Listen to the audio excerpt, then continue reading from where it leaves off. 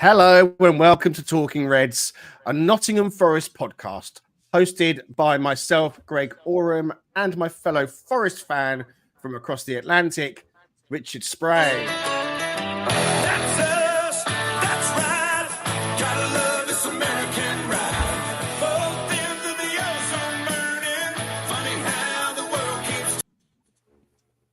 I'm still finding these intros from somewhere, mate. So, you'll have to just stick with me whilst I pull up these American tunes that I don't know too much about. But how you doing, buddy? You okay? Yeah, I'm doing really good. That was perfect. It just electrified my brain. It made me wake up instantaneously, which is fantastic. Thank you. It's 3 minutes past 5 o'clock in the morning in Oklahoma at the moment, folks. Yeah. So Richard is again up bright and early. The international break is over and it's back to the Premier League action this weekend as Nottingham Forest travel to Anfield to take on a Liverpool side with 3 wins out of 3 and 3 clean sheets to boot. Can Forest grab anything at all against Arne Slot's men? And what would represent a good day out for the Tricky Trees? To help Richard and I unpick it all with his box of stats and lists of facts, we welcome Danscape. How you doing, mate? Hello. Good morning. Yeah, nice to be here. Thought Richard sounds really good today. Perfect clear vocals. Yes. Well, that's because we have all of us now jumped on the Danscape microphone wagon. So I long held in esteem. I thought, Dan sounds really good and crisp. And then we asked you in the group chat, what microphone have you got? And we've all got it now. I thought, well, I'm changing it. I'm getting it. Richard's got it. Raf's got it. When he comes on, he'll have the new mic. So there should be no excuses. Hopefully we're all sounding nice and crisp out there, folks. Other microphones exist, but this one is, what is this one we've got? It's the HyperX. HyperX. There we go. Yes, other microphones exist. Well done. Okay. So we're here to have a chat about the Liverpool game that's coming up tomorrow. Let's get straight into this. How are we feeling about this one? We've had the break. Morgan got some minutes in the first match. We weren't very happy. None of us, I think, that he didn't get anything in the match against Finland. But, we'll hopefully be going into this one with him feeling refreshed as well as the other players as well. Kick us off then, Dan. What are your thoughts on this one going into the weekend? Obviously very, very tough game based on how they've started. I think when we did our sort of season preview, we were hoping that they might be still coming to terms with the change in management and we might catch them at a good time playing them early on, but it doesn't quite seem to be that way considering they've not even conceded a goal yet. But it's one of those games that we've got to go into.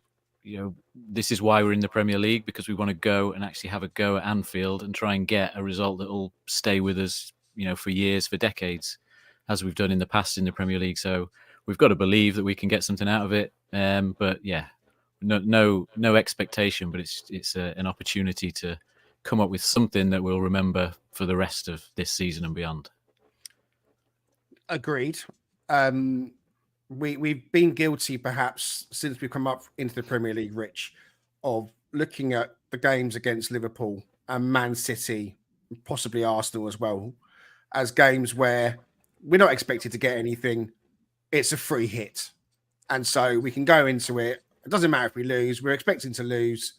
And so anything at all is going to be absolutely fine. Now we're in season 3. Is that the right mentality to have? I mean, is this still a free hit? I would say yes, just because of where we sort of feel like what we're trying to achieve, right? Which is, I know it keeps being repeated, but that mid-table sort of space. So based off of that fact, I don't think we're in that elite upper echelon of teams. So the interesting thing, though, is like last season, you mentioned Man City, they were absolutely unbeatable in the second half of the season, which is pretty much how they operate, right? But at the same time, we probably play them closer than anyone. And we certainly understand, and we don't want to necessarily relive the moment of Liverpool away, where we obviously gave up that goal right at the end, which was very controversial, obviously given another horrible refereeing decision. But we seem to play those teams very well. I mean, we may not we're not going to suffocate them. We're not going to dominate possession against teams like that. But at the same time, we're going to make it difficult for them, and we're not going to give anything away too easily. At least we try not to give things away too easily. I mean, I know set pieces is still always in the back of our minds, even though we haven't given up one yet for the season, even though we're a few games in. But I think we definitely just need to look and see how do we play against them. Are we going to see better possession football because we've seen that to date? Are we going to see less focus on the counter, even though we want to incorporate that in is what we do game in and game out? So from that perspective, I say yes. I mean, it's about how do we perform rather than do we think we're going to win. If we can win, great. If we don't, fine. Do we perform better against a team like that, even better than we have, even though we've actually played well against those elite teams? In the first season at Anfield, it was a match that was towards the end of the season, and we lost 3-2. That game was notable for the near Karte long throw that seemed to cause all kinds of problems for the Liverpool defence. It looked like we really had a go at them and scored 2 good goals. Morgan Gibbs-White scoring, Nico Williams scoring as well. And in fact, just our leaky defence at that time was really what led us to probably losing that match. But it was a tight game in many ways. Last season, the 3-0 defeat came earlier, not quite as early as this, I don't think, but it was very early in the fixtures. And that was a game where we just never really seemed to be anywhere near them. We had the Turner mistake. We had other errors in the defence as well. So it feels like the game at Anfield, as opposed to at the City ground, where we've won 1-0 and obviously lost that 1-0 game last season that had that controversial ending. It's the Anfield trip, Dan, that we perhaps need to really look at in terms of how we play and how we set up, if we're going to get anything at all. What represents a good day out for Forest? Is it going to be enough to go to Anfield and still compete with them and hold them in a good game where we narrowly lose, but we play well? Or do we really now need to be putting that at least point on the board? That's a tough question. I think it's unrealistic to go there expecting, or demanding a point to show progress. I don't think that would necessarily show that we're progressing where we want to be. I think that's more about how we perform against the teams around us than it is about how we perform at Liverpool away. And I think we have shown over the seasons that we can have a good game against Liverpool. It comes down to moments more than anything. It comes down to the fact that they will absolutely crucify us for any mistake that we make, as we saw in that the home game where we lost 1-0. Just the simple fact that someone didn't just clear the ball away. They retain possession near our penalty box and they score. And it was kind of the same in the away game last season as well, where I think Murillo got caught in possession for the first one. And until that, we've kind of kept them at arm's length and they hadn't created a great deal. But that one mistake, that one dispossession where they can counter, straight at your defence, they just punish you every time. They don't always have to have that many chances. So realistically, we're probably going to make a mistake and concede a goal. So then it comes down to, can we score 1 or 2 goals away at Anfield to kind of keep us in the game, I think. So thinking about the Liverpool team, they've got a lot of good players. We know for certain Mo Salah is going to be a real threat to us. What's going to be the biggest test then? I mean, is it going to be their all-out attack, Richard? Is it going to be individual players? How are Liverpool going to hurt us away tomorrow? Well, I think it depends on where we end up, going formationally, because we know we don't have Willy Bolly, which is definitely a loss. I know Dan's going to be very disappointed about that more than anyone. But as are we. He's a great player. So, but I would say, there's a couple of guys in that team in particular that are just in elite form right now. I mean, they've typically been in elite form, but they're especially the case right now, which is Mo Salah, and then you've got Luis Diaz. He is always been good, but he seemingly is just on another level right now. And so when you have a back three that doesn't necessarily contain, well, I mean, it depends on where Nuno goes, but he just worries me just in terms of he roams, he cuts inside incredibly well. He can carve you up very quickly, and so he's a definite player that worries me. And it worries me that they've got some height in their defensive line, and so when they come up for set pieces, this will be a great test for us as to how much we've progressed in that area. And if we do have, say, a Murado in the back, and we have Milinkovic, we've got some height there to sort of counteract that, so that would be good. But for me, that's going to be interesting to see how that all plays out, because this would be a definite test to see if we've truly progressed in that area this season.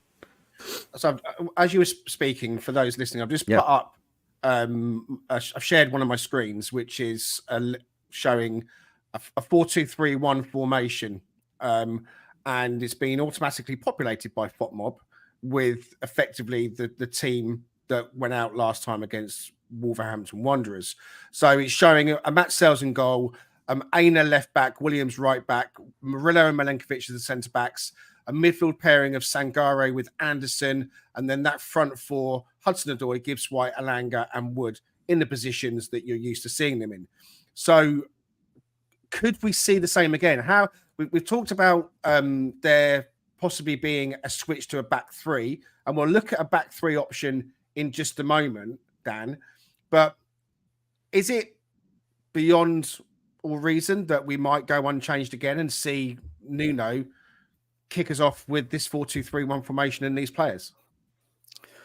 No, I mean, again, when we played him at home last season, we had a back four, not a back 3 or 5, and we pushed them right. You know, we should have got a point out of that game, albeit they were missing Salah and a couple of other players, I think, on that day. But it's definitely how Nuno prefers for us to play. I think there's only 2 games where he's not, played us with a back 4 since he's been here. So I sort of went into this expecting that we'd stick with the back 4. I've then looked at some past results that Nuno had for Wolves against Liverpool and thought, well, actually, he kind of did better. He's come closer to getting something away at Anfield when he's played like a 3-4-1-2. So maybe that's in his mind that, he's matched them quite evenly, almost with that formation. But the big one is the fact that if Bolly's injured, then who do you bring into this kind of level of game? Away at Anfield, who are you going to bring into that back 3 that you're going to trust to be absolutely on it? Because again, this is the key thing: is there's just no room for an error. There's no room for someone to be a little bit uncertain in possession of like, where should I put this ball? How am I sort of playing this pass to get us out of the press? Because they will just pounce on that, and you'll be 1-0 down without knowing. So it's got to be someone who's completely ready to come into the side if you go for a back 3. So keeping this on the screen, let's have a little fiddle around then. So let's look at a back 3/back 5. Are we thinking 5-4-1 or are we thinking a 5-3-2? If we're going to go with that kind of style, let's look at a 5-4-1. So it automatically keeps the same players. Obviously, we're not going to have those same players in there. So we're going to look at probably I beg your pardon. Let's cancel that. Let's look at. We're thinking Alanga comes out for James Ward-Prowse. We're thinking Hudson-Odoi comes out for Marato, I think we were talking about before. So then we start thinking about moving players around into the right positions. Bear me one moment. So I'm doing this live, folks. This might not necessarily be exactly how it would line up, but something like that, would we say, with Aina switching to a left wing back, Williams at a right wing back, and bringing Marato into a back 3 with Murillo and Milinkovic, and a midfield with Anderson, Ward-Prowse, Sangare and Gibbs-White. Now, that looks quite flat in that formation there, with Wood up top. Richard, could it be something like that? Is that the kind of formation you'd expect, or would we want to kind of sort of rearrange him into something like a 5-3-2, something like that? Yeah, I think if it's going to be something... Yeah, can you hear me okay? Yeah. Okay. So, yeah, I think what we had looked at previously was maybe, you can kind of look at possibly interchanging something like Aina for Moreno, and maybe Aina goes to the right, something to that effect, because you get the opportunity for him to overlap, since we're going to be reducing the wing play and the impact that would have from a pace perspective, and how they might pressure that back line from Liverpool.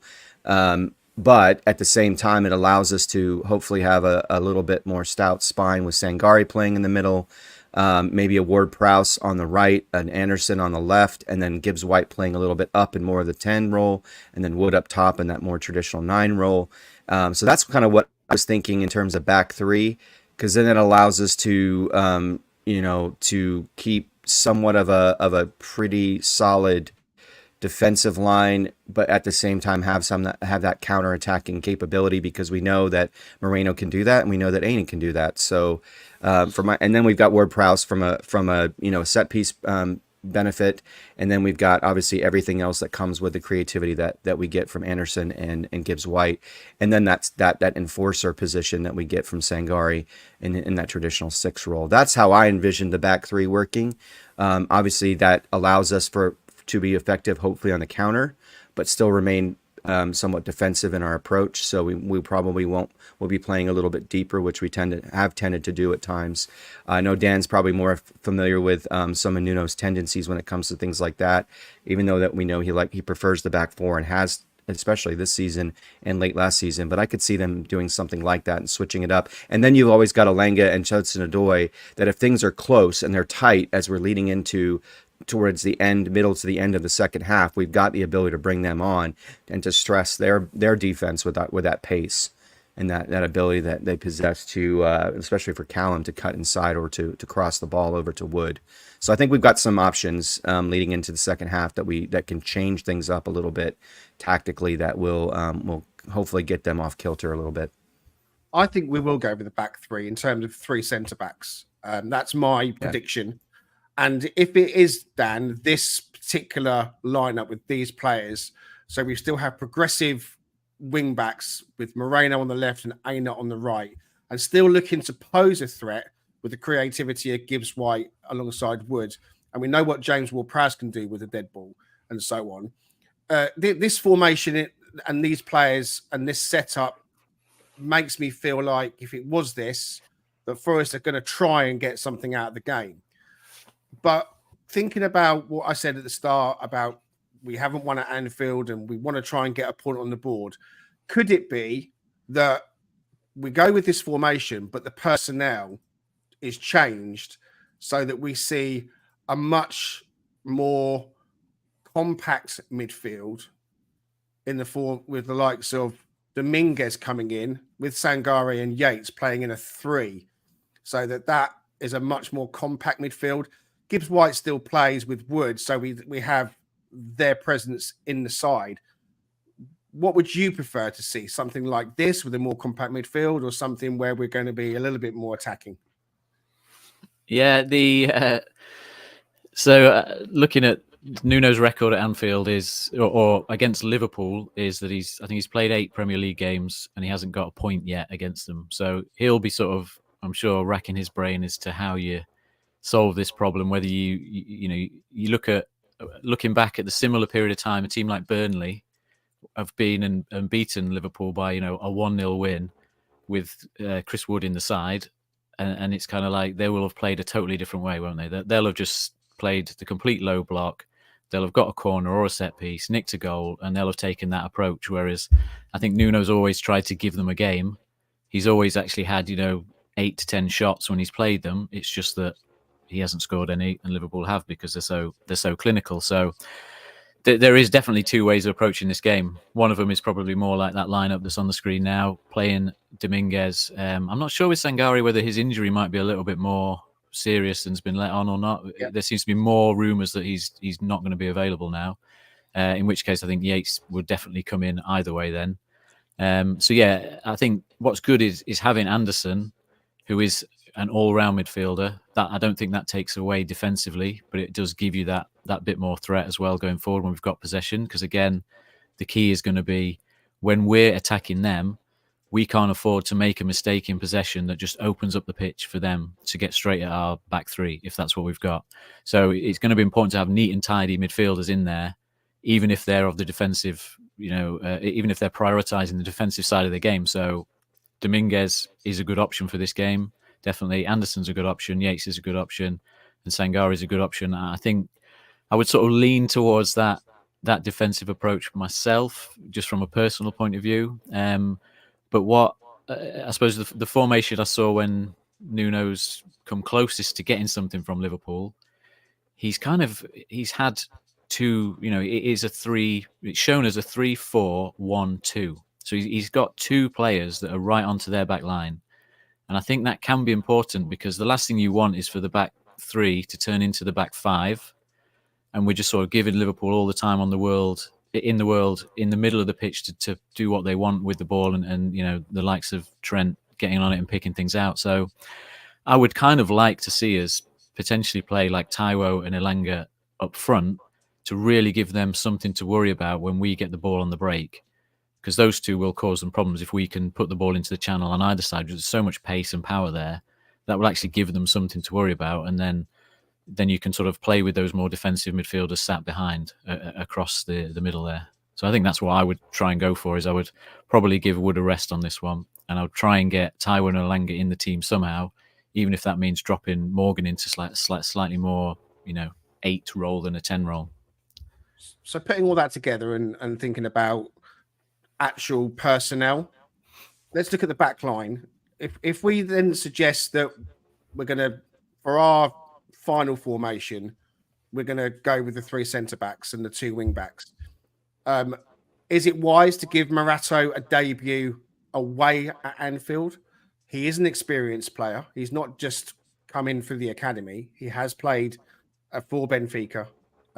So some might say, well, look, if he's going to play, he's going to play. Doesn't matter where it is. If he's good enough and he's here to play, then let's get him on the pitch. Or should we be looking at Andrew Omobamidele to come in for this one? So that's the question mark around the centre backs. Clearly, if Willy Bolly is fit or was fit, we think he'd be the 3rd centre back. And then on the wing backs as well, Richard, are we right to think Alex Moreno plays left and Aina plays right? Could it be Nico? Is it much between Nico Williams and Ola Aina for that right wing back slot? So just take us through those questions in the defence, Rich. Yeah, personally, I think I would probably move Murillo to the left. My concern, and like I've not spent an exorbitant amount of time looking at Morato to understand how well he's going to play in that position. Obviously, he is a left center back. He's left-footed. He's got height and physicality. But I like Murillo's ability to kind of keep pace. I mean, Salah is a real problem for anyone, even the most experienced and the most talented left-sided backs, left backs, or really left center backs. But I personally would like maybe Milinkovic in the middle and then Omobamidele on the right. I think to me that feels a little bit more balanced. Aina, I don't really know. I haven't looked it up recently, but I know in the last match he got a bit of a knock, right, and he had to come off. I'm kind of wondering where he's at fitness wise because I think he was playing in the international break as well. He played full 90 minutes. Exactly. So I'm wondering if maybe it's a better option to have Nico on the right. And then Moreno, I think, needs some minutes, and he seems like the kind of guy who could cause problems. Because when we saw him come on, and granted it was a completely different dynamic, but we were playing Newcastle, who's also a very effective team and one of those teams that are in that top 8 to 10. And he did a brilliant job, I thought. He's not the best defender, obviously, but that's not why he's on the pitch in this kind of situation. He's there to provide that overlap, and he's there to provide that pace on the left and to get that across those balls in the middle for someone like Taiwo or Wood. And it make a good point because Wood also played quite a lot of minutes in the international break as well for New Zealand. So to Dan's statement, I think it might be a value to bring Taiwo in and see what he can provide you, because clearly when he's at full fitness, he's a problem for any club that he'll play against in the Premier League. So I might say Taiwo, and then maybe you do put in an Elanga on the right. But I like the idea of Dominguez too, because we know how well he operates the press, and he's not adverse to feeding the ball into, I think it was West Ham last season, if I remember correctly, that he fed that beautiful ball into Wani, who turned the defender and scored, if I remember that right. So there's the capability there for Dominguez to have a little bit more variety to his game in terms of playing the defensively minded sort of approach, as well as being able to advance the ball, as well as being able to feed something into your striker or whoever's playing up top. So I think that's a good balance there. It's nice to have options. I mean, that's what we want, that squad depth. I mean, we've put lots of different faces on this screen so far. So an update for those listening: we've now got a Wanye up top, Chris Wood playing for the New Zealand national team in America against the Mexico team and the US team. So he's back, but obviously has had long haul. Taiwo Wanye came off the bench in injury time. I think he had like 2 or 3 minutes in the whole international break with those 2 matches. So the worry about him picking up an injury was put to bed with the fact he didn't get many minutes. I know that others have spoken about, well, look, we've got to get a start for Taiwo at some point. So maybe trying to get him to give us 60 minutes and then Chris Wood coming off the bench for the final 30 might be the way forward. Wanye's physicality, Dan, I think you touched on that as well, is a factor that we should consider. You like the idea of Elanga coming in, but I mean, as it stands at the moment, we've got a midfield on screen of Yates, Anderson, and Dominguez in a 3. We could make it so it's more of a yeah. I suppose to get Elanga in, you'd effectively be swapping Gibbs White for 5-3-1-1, or would you put Gibbs White into a deeper role and then Dominguez you swap out for Anthony Elanga? So he's the one that's with his pace coming in behind the one you'd like that. Could you see? Yeah, effectively. Like Yeah. I think I think that midfield going to do enough though, because I mean I'm a big Nico Dominguez fan, as listeners and watchers will know, and he seems to have been pushed down in terms of preference, but I still feel that the squad is there to be used and all the players have got a contribution to make. And I've used the phrase horses for courses many times, and it feels like this could well be a game for Ryan Yates and Nico Dominguez and Elliot Anderson in the midfield to really get in and amongst the Liverpool midfield. I think that's where they're very, very strong. But you know, it's all about opinions. I personally wouldn't play Elanga. I think him and Callum come off and get benched for this one. But if we set up like that, Dan, could you be happy with that? Yeah. I think what you're relying on there is that your 2 wing backs become midfielders, as much as they can, so that you're not just sitting in a back 5. That's what you're hoping for there, is that effectively across the middle you've got 4, because you've got Yates and Anderson sort of playing centrally. You've got Aina and Moreno, or Aina and Williams, whoever it is, creating that 4 across midfield that puts pressure on Liverpool when they've got the ball, and intercept those gaps between your fullback and your centre back, because that's where they'll thread a ball through to Salah to run onto, or for Diaz to run onto and get to the corner of the penalty box. That's where your threat is. So you kind of want the bodies across in front of your back 3 to try and intercept the passes before they get into the danger area, rather than sitting back and sort of letting them get so close to the area that they're gonna cause more consistent threat to us, I think. And then the reason for Elanga, like I say, is just to have that outlet. There's got to be some outlet that we can really cause them problems with, because the one thing they don't have a lot of in the back line is pace. They've got a lot of strength, a lot of good positional awareness, but what they don't really have, I don't think, is the pace to deal with Elanga, which is what we saw in the home game when we lost 1-0. Is that Elanga had a couple of really good chances on the counter. He was put through. There was one in particular which seemed to be a little bit of a knock to his confidence going forward. And if he'd scored that, we could have easily come away with that 1-0 win there. So that's why I think I'm hoping that he can sort of right that wrong from that game in this one and cause him a problem with his pace. While Dan's been speaking, for those listening, I've switched out Anthony Elanga. He was in behind Awonyi, and I've put Jota Silva in because I'm just putting him in as an option to think about. If you're watching along as well in the chat, it'd be great to get some opinions on what you guys think. So by all means, in the chat, give us some ideas about who you think Forest should be playing formation-wise and personnel-wise for this game, and we'll read out some of those as well. But Jota Silva, he's obviously stood out as a player with high energy. He is definitely a workhorse, Richard. We liked what we saw in the Newcastle game. The goal was well taken. And, of course, when he came off the bench when we were sat together at the Wolves match, Just those simple things but effective things like running back and winning the ball, gets the crowd going and gets them off their feet. Does that kind of work rate and high intensity that he brings to the team, does that or could that be useful to Forest this weekend? Absolutely. I mean, it certainly worked against Newcastle, right? So I think that's definitely a good option. But as you keep saying, it keeps surfacing the fact that our recruiting team's done such a great job because we have so many different options. The fact that we're struggling to actually figure out who to slot in. I mean, there's some that are absolutes, right? You're gonna have Murillo, you're gonna have Milinkovic, you're gonna have Gibbs White. But how we mix and match to get the most out of it and put the most stress on Liverpool overall, as Dan pointed out, maybe they don't have the pace. So Ajada Silva possesses a combination. I mean, for a guy who's not that big, he's got some physical presence to him in the sense that he's got good balance. He can cross the ball. He can move the ball. He can take headers because he's got actually a pretty decent aerial duel win rate for a guy who's 5'10", 5'11". So there's a lot that you can do with him, and I think that that's a intense value. Plus, he comes on with immense energy, and he does provide a little bit of pace on top of all that. So, yeah, I mean that's a really intriguing option that you can move him and mix and match, so to speak.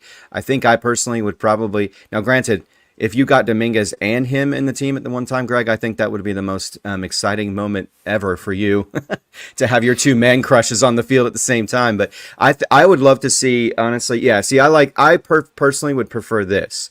This is where I think we get little. What is this? Oh, sorry. Excuse me. Yes, for those listening at home, Ward-Prowse playing on the left in midfield along with Yates and then Anderson, and then having Gibbs White sort of in that traditional 10 role right behind the striker. So for me, that adds another wrinkle because clearly, and I've brought this up before, we need to take every advantage we have. So when you have someone with the kind of capability that Ward-Prowse has on free kicks, and he's not just a free kick specialist or a set piece specialist, he has the capability of moving the ball well and keeping that possession. He's not the best defender, but he certainly has plenty of other skill sets to provide beyond just what he does with set pieces. But that in and of itself is an elite skill set that gives us an edge to a degree, especially if we can get, Milinkovic and Murado in the team, because then we've got that height on those set pieces as well to stress, the back line of Liverpool. So to me, this is the most balanced and the most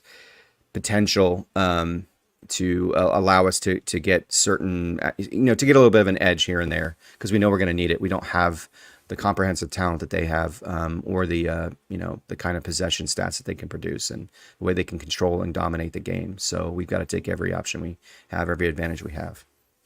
I've moved a few more players around as Rich is talking, and effectively come up with the selection that I think it will be, or I would pick.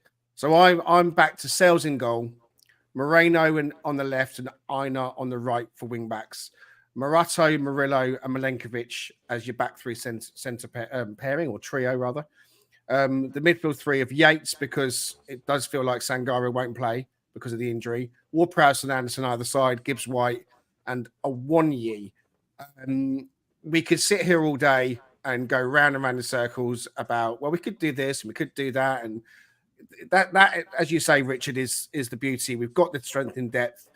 I guess it comes down to what's in Nuno's mind as to the best way for us to get something out of this game, and what actually is the aim. Is the aim to come away with a point? Is the aim to put in that really good display that shows his intent in terms of how we play and style of play? But we did see, Dan, didn't we, in the pre-season, him using the back three option quite a bit, the pre-season friendlies. So, I strongly feel that for those certain games, and he showed that at the end of last season when he went to a back three, that he's looking to adapt and change, and that's why he's brought the personnel in. The late addition of Murato in the window on deadline day, in fact, was something I thought would always happen because of that back three option that he wanted to employ at different times. So let's get some score predictions then. Let's get some a bit more from you, Dan. What do you think? Give us a score prediction. Are we allowed to? I don't know if I You should. can elaborate. You can tell us more about your thoughts on how the game Can we will pan predict out. defeats? I just feel bad predicting defeats. It's kind of like, if you want to get honest with it, I think unfortunately they probably score 2 goals, and I don't think we've shown enough to score more than 1. So let's go 2-1 to Liverpool. I think what gives me hope is when you say about the back three is how we played against Man City in that home game. Yeah. That was a back three, but we managed to cause them a lot of problems, and we should probably have come away with a point from that game with just based on the chances we had. We should have scored 2. They scored 2, so we could have come away with a 2-2 from that. So that gives me the hope that if we do go with the back three, we've got a way of still causing them problems. So yeah, unfortunately, I do think we end up probably losing it 2-1 if you want my honest prediction. But it wouldn't be impossible for us to get a 2-2 if we take our chances and if we don't cause our own problems. And that's my concern with bringing in too many new players. So if you bring in Moreno, Ward-Prowse, and Morato, that's 3 new players going into this side, and I just think that opens us up to causing a few too many of our own problems with a misplaced pass. Just being out of position, not fully understanding who's supposed to be where. So I would probably stick with more tried and trusted. But let's hope for a 2-2. But my gut feel is probably we lose it 2-1. Mark Warwell in the comments says we need to make sure we don't pay Liverpool too much respect. Otherwise, we will be on the back foot from the beginning. He also goes on to say that he would love to see us do away with zonal marking at the back just for this game. Setting up that way just gives Dare Jota and Diaz and Salah license to roam. Also in the comments, looks like we have a Liverpool fan watching. Lee Wiskid says, big up Reds. Well, thanks for watching, Lee. Which Reds do you mean? Because, of course, Forest are the original Reds. We also have Richard Huttinson.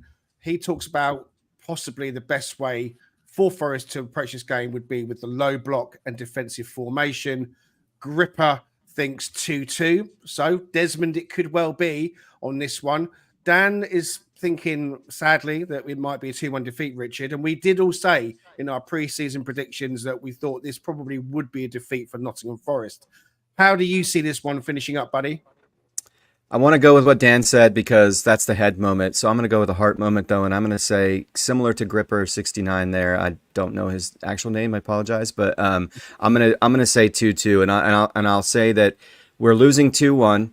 We transition to bringing on Alenga and Callum Hudson-Odoi, and then Hudson-Odoi gets his first goal of the season, and we tie 2-2. I really hope that would be great. And then we'd be undefeated, and we would get more out of that match than we possibly could have imagined, because I know we all, as you stated, agreed we'd probably lose. It's probably going to be a 2-1 defeat. It's going to be close. We're going to play them close like we always do, but I think I'm going to go for a draw on this one. Liverpool yet to concede. They've had not the easy start, but it hasn't been the most difficult start. So you need to probably bring that into the equation as well.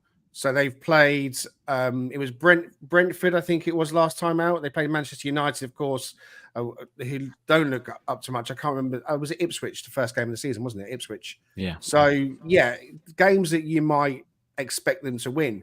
So has Liverpool been overhyped, Dan? We're backing them potentially. I mean, I'll quickly add, I think it will be a 1-1 draw. I think that we've got it in us to get that and set up that. So I'm going to go 1-1. But how much have Liverpool been overhyped by the media, Dan? Arne Slot's come in to take over from Jurgen Klopp, and many are saying, it hardly looks like anything's changed. And things obviously have changed. So how much of it is hype? And are we being a little bit too optimistic, or am I being too optimistic really to suggest that we can score a goal at Anfield? Yeah, we'll find out soon. I think the worry is that Salah's back on form. I think that's regardless of manager, that's not hype. He seems to be back on form, providing goals, scoring goals. So whatever was sort of troubling him last season, where he was struggling a little bit, that's gone. So that's a big worry. Obviously, the rest of their front line, is frightening. The subs that they've got, the fact they can bring on a player like Gakpo, doesn't even get that many minutes.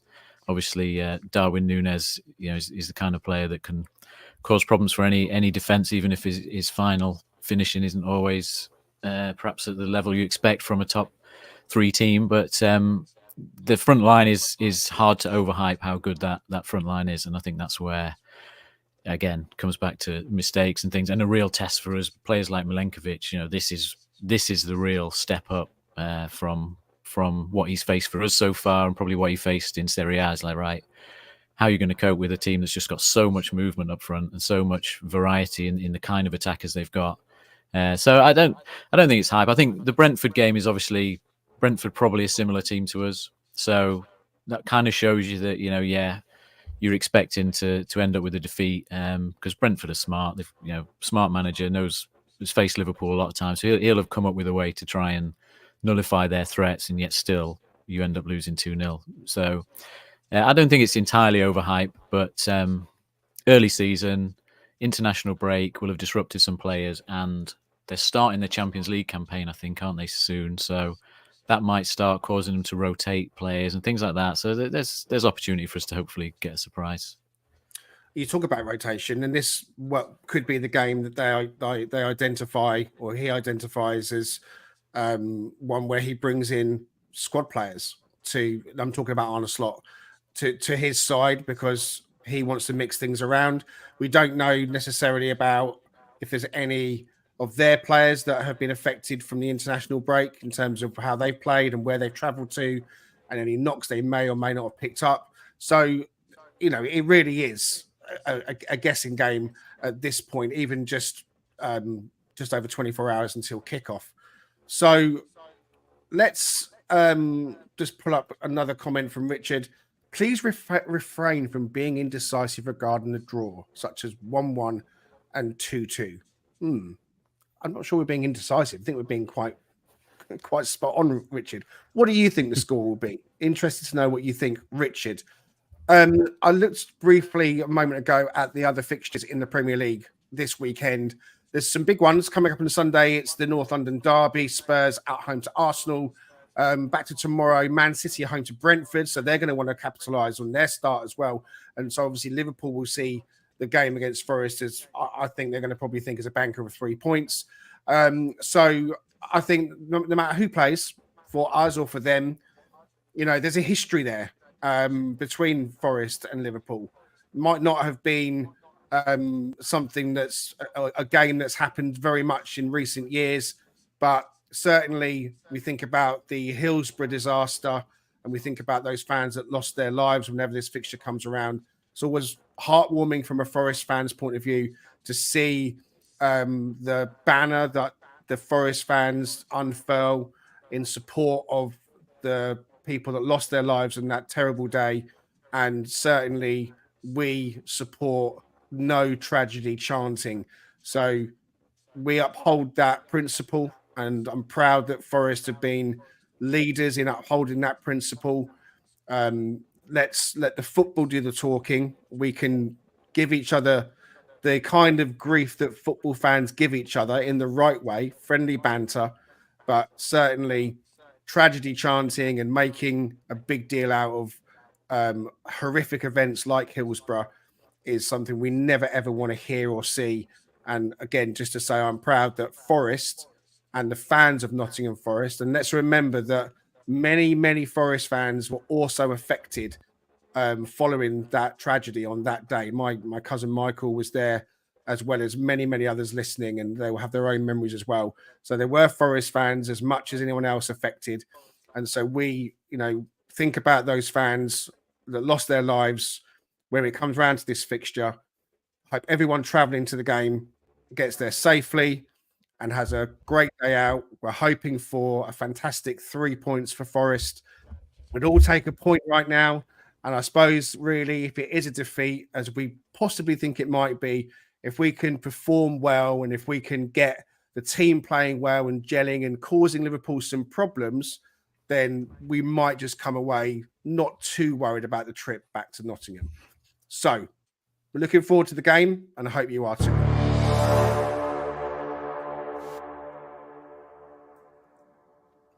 if you are watching, listening, and so on, hope that you guys would like and subscribe. We trying to get our numbers up. Lots more people subscribed in the last couple of weeks, which is great. So find us on X. You can find us on TikTok. You can find us wherever you fancy. We're there. And so hit the like and subscribe button if you can. Want to put a shout out quickly to Stu Freestone, the cheese trader. He's the man responsible for this that you're going to see on the screen.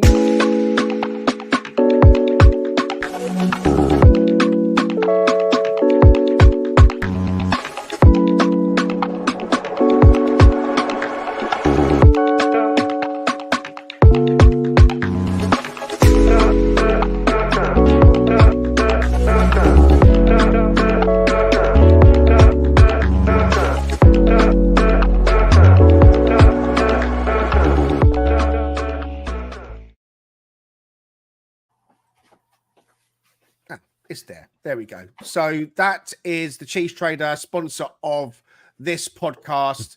As mentioned many, many times before, you can get 10% off any order if you quote Talking Reds. That's the first time, the second time, the 100th time.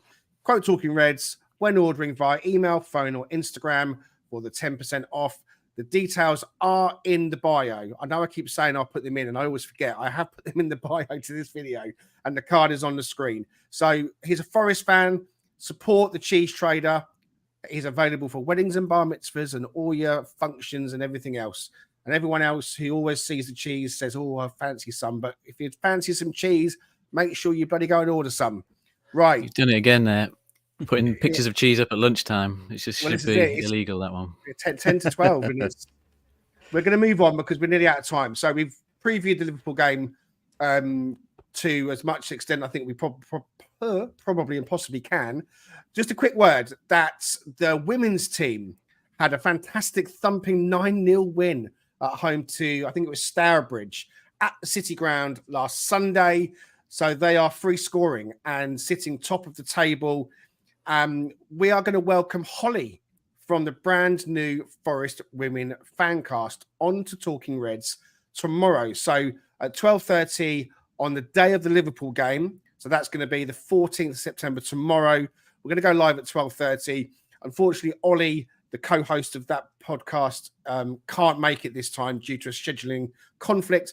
But we're going to have Holly on. So it'll be the one with Holly from 12:30. And we're going to be focusing pretty much on the women's team and women's football and all that kind of thing. So we hope you'll come back and have a look and listen at that one as well.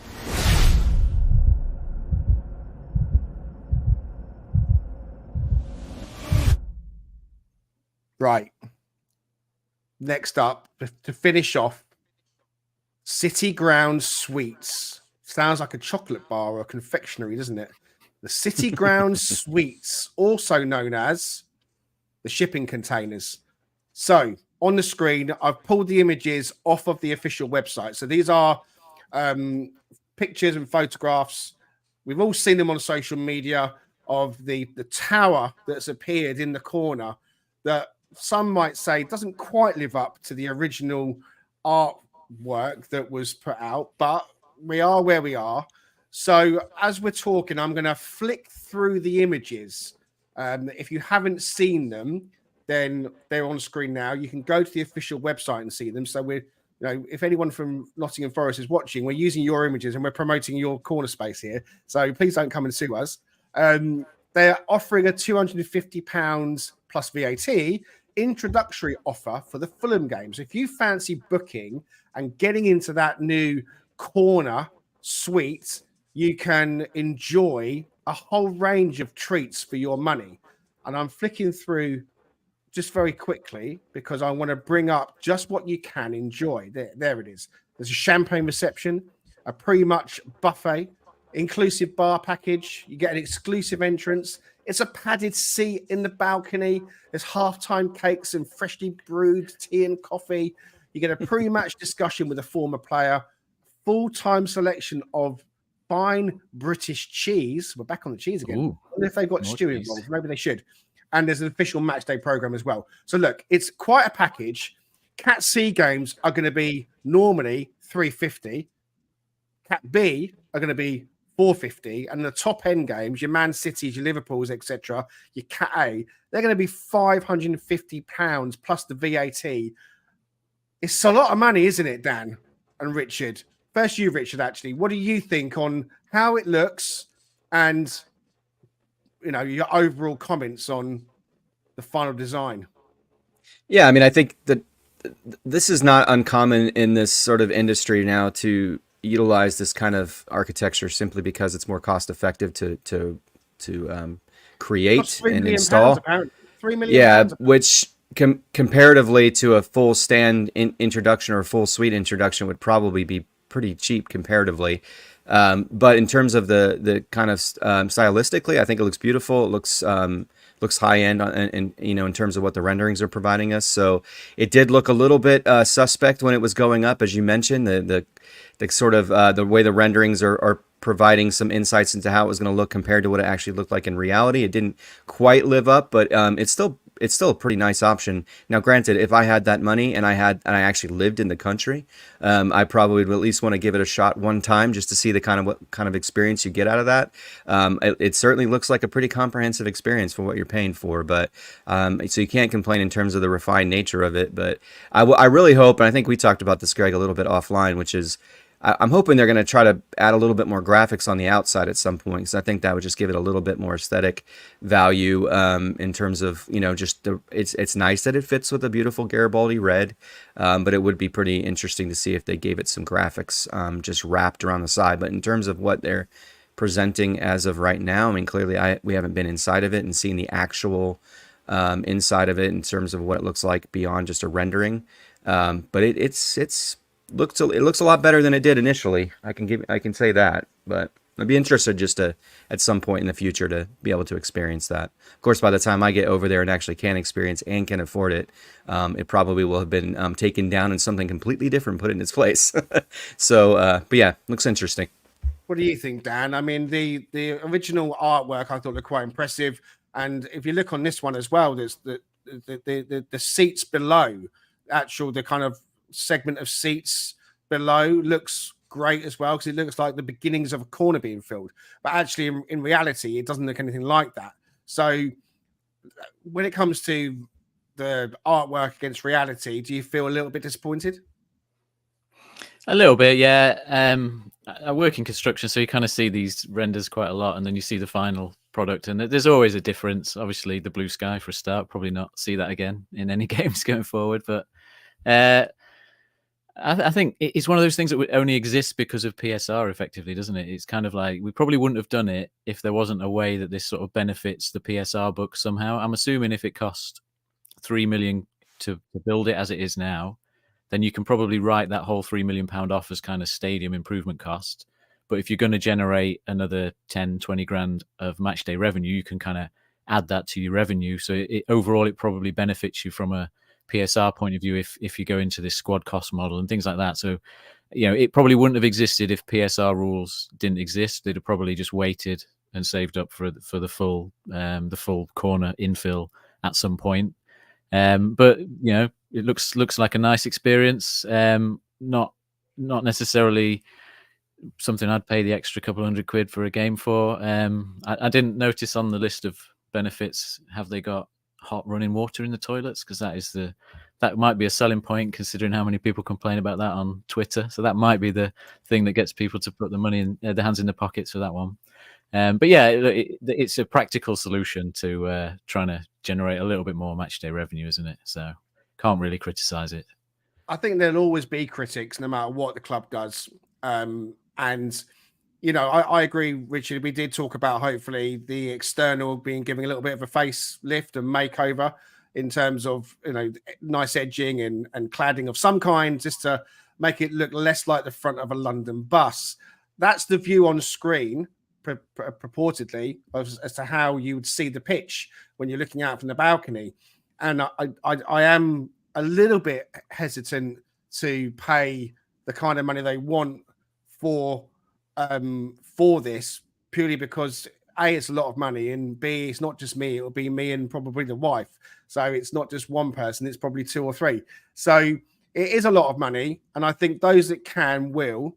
I hope that when those people are in the balcony area and enjoying the game, that they're not going to get too much grief from the Trent End and the Brian Clough stand adjacent to where they're stood, because you might find that they could be the focus of unwanted attention. Ultimately, where we are now, the structure is in place. The shipping containers have arrived. It was originally going to be both corners, but it's just one, I think, now. So I think if we were going to an away game and we saw a stadium with that in the corner, I think the Forest fans visiting would probably take the proverbial Michael. Yeah, that's a good and point. I think that I do think that visiting fans to the City Ground are going to be singing quite often, "What the beeping hell is that?" quite often. But hey, listen, it might not be forever. We've talked about the stadium and the hopeful renovations that are going to happen. Go and watch the one with the architect. Go and watch the second one with the architect, because there's some really good content there on that. But that does bring us to the end of this Liverpool preview. Dan, thanks ever so much for joining us. I really appreciate your input today. Thank you. Can I just give a shout out to the team that beat Liverpool at the City Ground, which is why I've put this shirt on to remember that season. And the fact that we had Scott McKenna and Steve Cook as our 2 centre backs that day. So we've been debating our back lines and what we'd like to see, but it was possible even with players that perhaps people don't consider as Premier League standard, but we still managed to get it right on the day and come away with something. So that's another sign of there is hope. There's a way to win somehow. Indeed. And it was your birthday on Tuesday, just gone. So happy birthday to you, buddy. As I said to you, Thank you. You share that special day with my late mother. So that's a happy birthday to you. And I'm also going to say a happy birthday to my wife. It's her birthday today. So, Evelina, yay. I love you dearly, Nice. my darling. Happy birthday Happy to birthday. you. Richard, thanks for joining us from Oklahoma. Yeah, thank you guys. Pleasure as always. Happy belated And if you birthday, want- Dan. Thank you. And Evelina. watching, listening, having birthdays, having celebrations. Have a cracking weekend. We'll be back with the one with Holly tomorrow. In the meantime, take it easy and we will see you soon.